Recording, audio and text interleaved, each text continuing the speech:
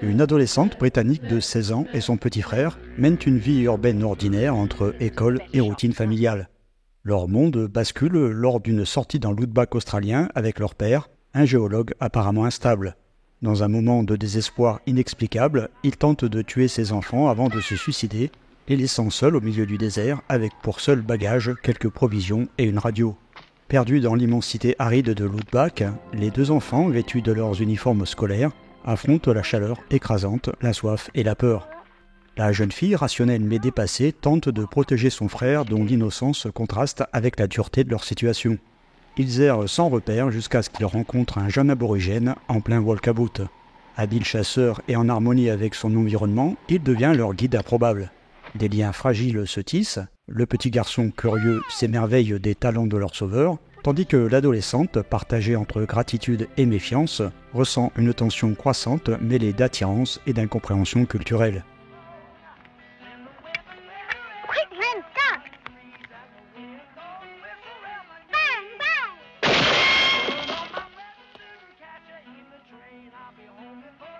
Bang! Bang, bang! You're big! That's not fair! He'll get away!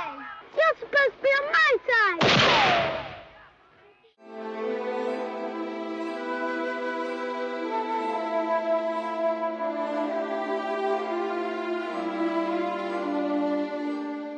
Nicolas Jacques Rugg naît le 15 août 1928 à Londres dans une famille de classe moyenne. Dès son enfance, il se passionne pour le cinéma, fasciné par les films muets et les premières superproductions hollywoodiennes qu'il découvre dans les salles obscures. Après la guerre, Rugg décroche un premier emploi dans un studio de cinéma où il commence comme garçon de course et gravit rapidement les échelons dans l'industrie cinématographique britannique.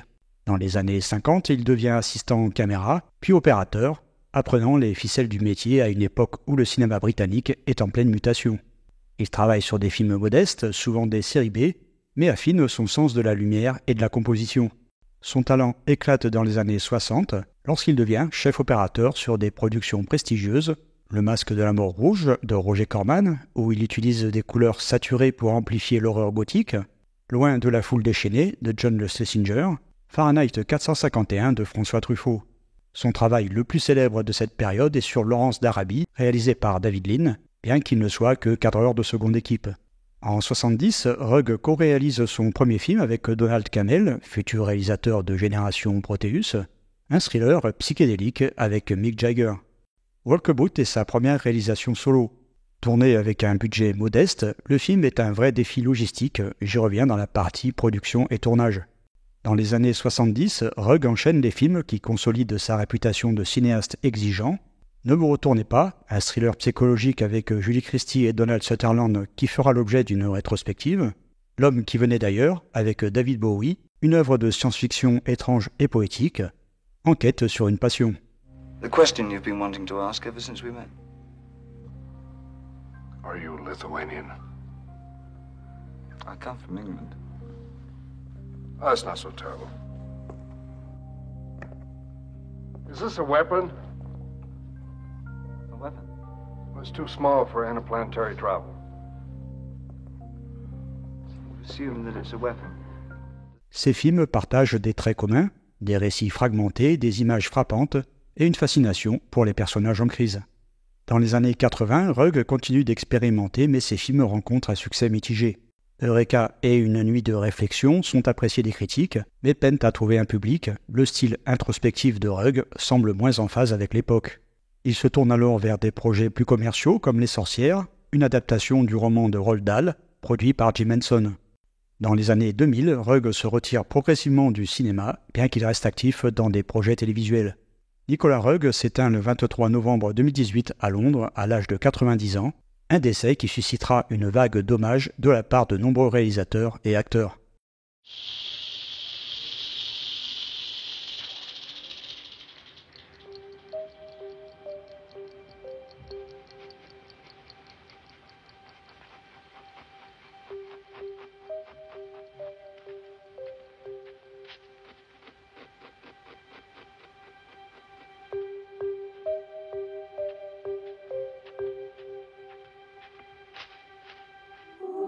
Sing a song.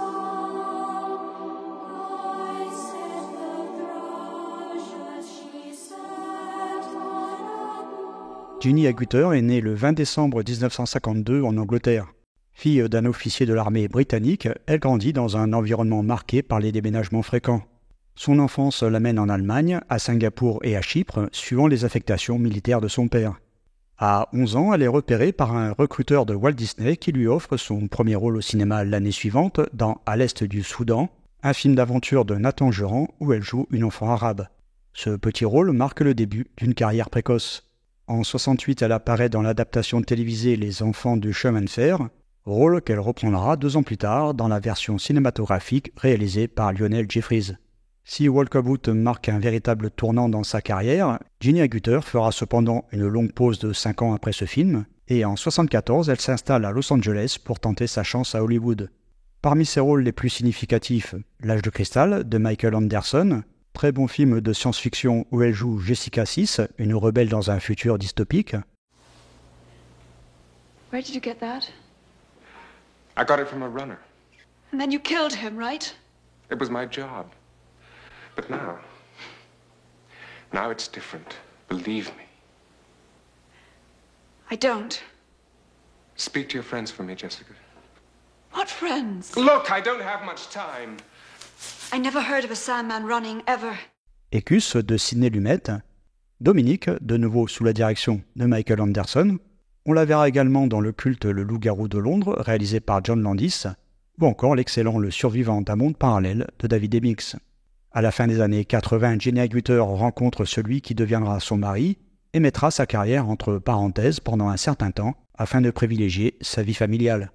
On la verra néanmoins dans Darkman ou Chucky 2, et pour ce qui est des années 2000, Avengers et Captain America, le soldat d'hiver. I'm tired too.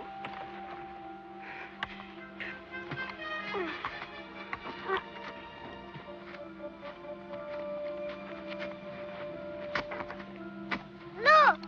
What's that? What? That!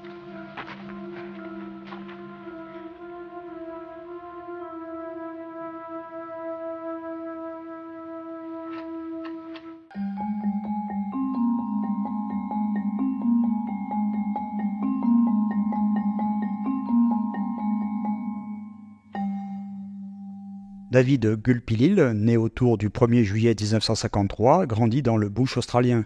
Sa date de naissance est estimée par des missionnaires locaux, une pratique courante pour les aborigènes de l'époque.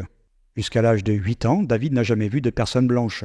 Après la mort de ses parents, il est envoyé à l'école de la mission Maningrida, une communauté aborigène située au nord de l'Australie, où on lui attribue le prénom David. Il y reçoit un enseignement occidental, mais reste profondément ancré dans sa culture d'origine. Après Walkabout, David Gulpilil est reconnu comme le premier acteur aborigène à atteindre une renommée internationale. Dans les années 70 et 80, il enchaîne les rôles dans des films majeurs ou cultes tels que La Dernière Vague de Peter Weir ou Crocodile Dundee de Peter Feynman. On le verra également dans Le Chemin de la Liberté de Philip Noyce, Australia de Baz Luhrmann et dans Charlie's Country réalisé par Rolf De Heer. Sa performance lui vaut le prix du meilleur acteur dans la section Un certain regard à Cannes en 2014. Atteint d'un cancer du poumon, David Gulpilil s'éteint en 2021 à l'âge de 68 ans.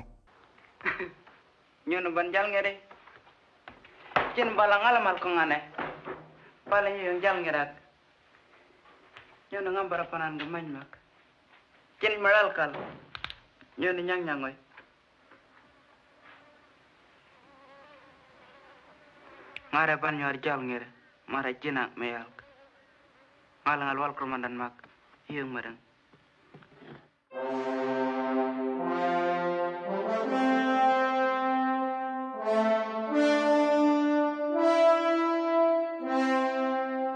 Walkabout est librement adapté d'un roman écrit en 1959 par James Vance Marshall et publié pour la première fois sous le titre The Children.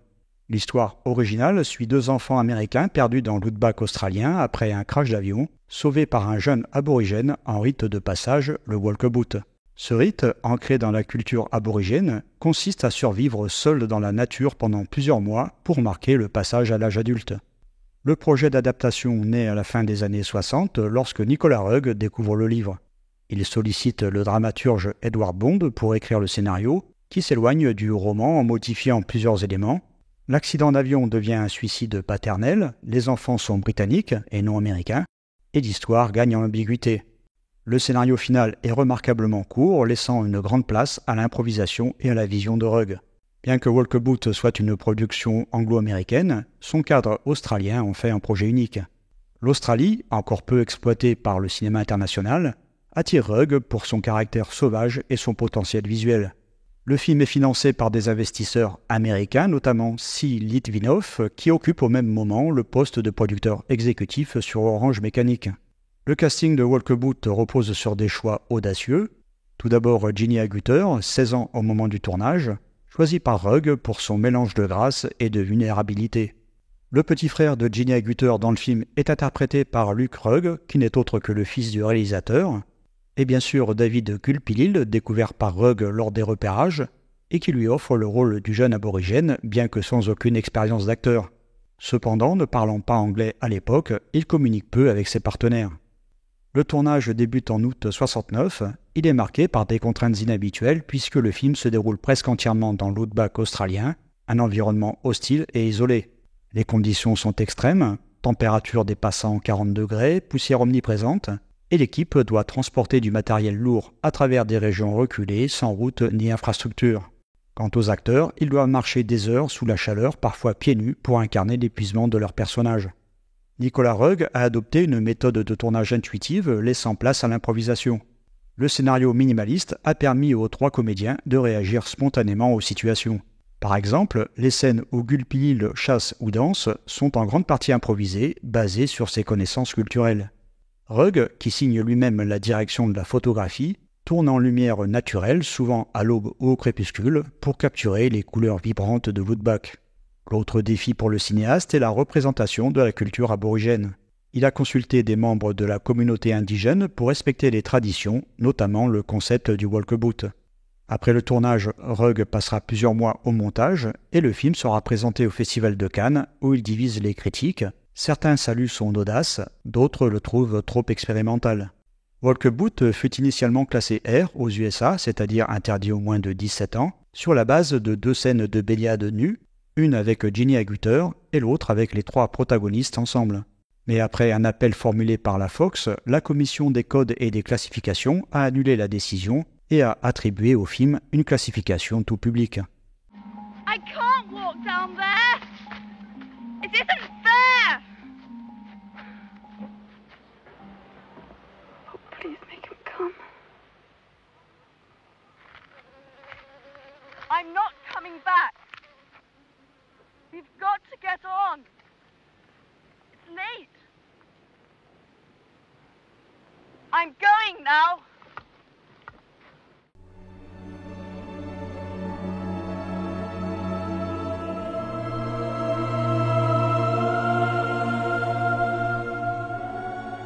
En 1971, John Barry, compositeur britannique légendaire, est déjà une figure majeure du cinéma grâce à sa contribution sur les James Bond. Cette année-là, il continue d'illustrer musicalement la saga avec Les Diamants sont éternels, et surtout écrit la sublime musique de La Vallée perdue de James Clavell. J'en parle dans la rétrospective que j'ai consacrée au film. Pour Walkabout, Barry compose une musique originale qui se marie merveilleusement bien aux images hypnotiques de Rugg, tout en intégrant des éléments sonores spécifiques comme des chœurs d'enfants ou des ambiances psychédéliques. Le thème principal, sans conteste l'un des plus beaux composés par Barry, est porté par une rythmique jouée au clavecin et des cordes planantes qui évoquent l'immensité de l'outback. Ce thème lyrique apparaît pour la première fois 15 minutes après le générique. Il accompagne les moments de contemplation, comme les plans des paysages désertiques ou des lacs scintillants. Pendant des décennies, la bande originale du film fut considérée comme perdue. 30 ans plus tard, un excellent réenregistrement a pu être effectué par l'Orchestre Philharmonique de Prague sous la direction de Nick Rehn. Mais miracle, la bande originale intégrale, issue des bandes originales stéréo, a été retrouvée et exhumée sur vinyle et sur CD grâce au label The Round Table. 12 titres ont été remasterisés à partir de ces bandes originales en 2016 avec un son de très bonne qualité. La musique de John Barry est une véritable réussite qui soutient avec finesse la vision de Nicolas Rugg. Ses mélodies aériennes et son minimalisme capturent l'essence de l'outback tout en amplifiant les thèmes du film comme l'isolement et le choc des cultures. Elle reste un exemple de l'élégance de Barry, capable de transformer une fable visuelle en une expérience émotionnelle, et guide le spectateur à travers la beauté et la tragédie du désert australien.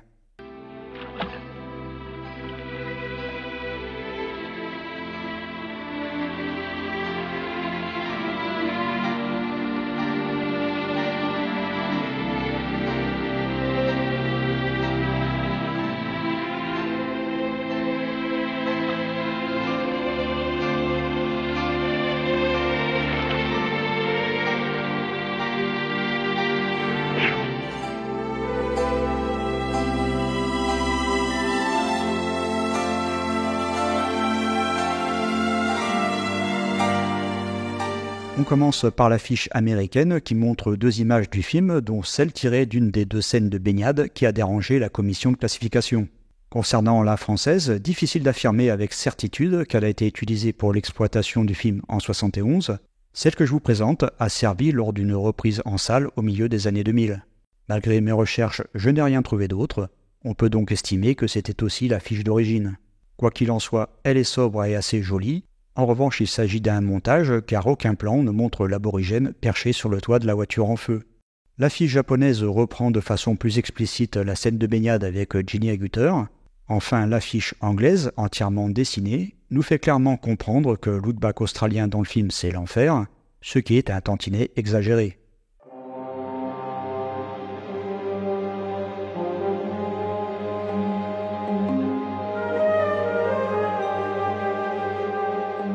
Le film a été un échec public dans tous les pays où il a été exploité.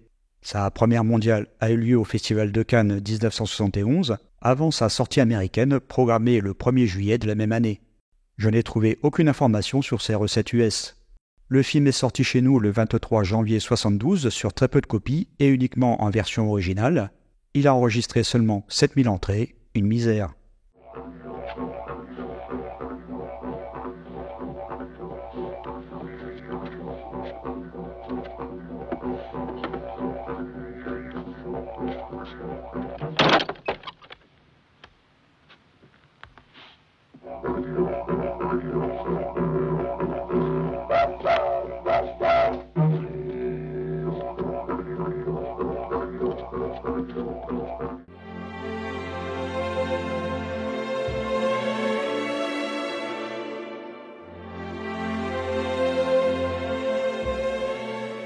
Walkabout, la randonnée en français, fait partie de ces découvertes récentes qui m'ont durablement marqué. Sans la musique de Barry, dont le thème principal était présent sur un vieux CD regroupant d'autres musiques du compositeur, je n'aurais peut-être jamais vu ce film. Dans les années 70, le cinéma mondial connaît une période de bouleversement. Aux États-Unis, le Nouvel Hollywood brise les conventions des studios classiques en faveur de films plus personnels et audacieux. Cette période est aussi marquée par une remise en question des valeurs traditionnelles. Les mouvements de contre-culture, le féminisme, les luttes pour les droits civiques et les débats sur le colonialisme influencent les récits cinématographiques. L'une des plus grandes forces de Walkabout est son utilisation du contraste, celui entre la nature et la civilisation, entre le silence et la parole. Rugg ne propose pas une critique simpliste de l'Occident face au monde dit primitif, il met plutôt en scène l'impossibilité d'un véritable dialogue entre ces 2 univers. La danse de séduction de l'aborigène, mal comprise par la fille, est un symbole tragique de cette incompréhension mutuelle. Ce moment montre que malgré leur proximité physique, les personnages restent séparés par des mondes différents. Rugg utilise ce malentendu pour pointer du doigt l'incapacité de l'Occident à comprendre les cultures qu'il colonise. Le film suggère que la vie urbaine moderne a déconnecté les Occidentaux de la nature et de leurs instincts primaires, les rendant vulnérables et inadaptés à la survie en milieu sauvage. Pour les enfants blancs, l'outback est un lieu d'épreuve où ils doivent affronter la faim, la peur et la solitude. Pour le jeune aborigène, il est un espace sacré lié à sa culture et à son rite de passage. Interprété par David Gulpilil, bouleversant de sincérité et de grâce, il incarne un monde régi par d'autres règles, une vision du vivant fondée sur l'harmonie avec la nature. Face à lui, la formidable Ginny Agutter incarne une société engoncée dans ses codes, incapable de se libérer même en pleine solitude. Rugg filme le paysage australien avec une beauté à couper le souffle, mais il ne dissimule pas sa cruauté. La survie passe par la chasse et la mort, des réalités que les enfants occidentaux découvrent avec horreur. Le montage, typique du style du cinéaste, est elliptique, parfois déroutant, mais jamais gratuit. Il juxtapose les souvenirs, les désirs et les hallucinations. C'est une narration visuelle qui ne prend pas le spectateur par la main, mais l'invite à ressentir. Au cœur de Walkabout, il y a une tragédie silencieuse, celle du passage à l'âge adulte. Le film évoque l'éveil de la sexualité et la perte des illusions. L'adolescente ne pourra jamais revenir à sa vie d'avant, elle a vu et vécu ce que l'on ne peut pas oublier. La fin du film, poignante, montre une femme adulte se remémorant un moment de pureté et de liberté aujourd'hui perdu. Le monde moderne l'a rattrapé, le Walkabout, cette parenthèse, s'est refermée. Nicolas Roeg signe une œuvre étrange, hypnotique et troublante portée par des thèmes qui résonnent encore aujourd'hui comme la quête de sens ou les malentendus culturels. Malgré un récit parfois chaotique, le film reste une expérience cinématographique sensorielle et émotionnelle qui ne laisse pas indifférent. Il invite à une réflexion sur notre propre place dans le monde et sur les barrières que nous érigeons entre nous et les autres, ainsi qu'entre nous et la nature. Pour les amateurs de cinéma contemplatif et d'histoire atypique, Walkabout est une pépite à redécouvrir tout à fait récente. Water! To drink! The water hole has dried up. Where do they keep the water? Water! Gape, gape.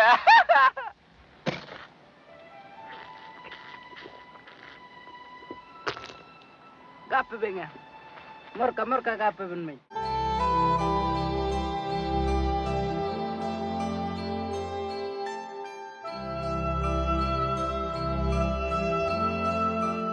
Le film est resté longtemps inédit en vidéo, tous supports confondus.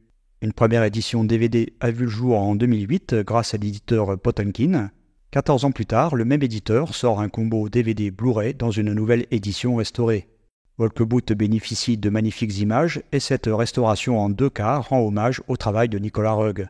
Évidemment, le Blu-ray est à privilégier pour en profiter au maximum. Le film est uniquement disponible en version originale sous-titrée en français. Pas d'édition 4K pour le moment chez nous, mais elle existe aux USA depuis 2023 chez l'éditeur Criterion. Et d'après les différents tests, elle surpasse l'édition Blu-ray. Si vous êtes parfaitement bilingue et que vous ne voulez pas attendre la sortie française non datée à ce jour, vous pouvez commander cette édition 4K sur des sites spécialisés.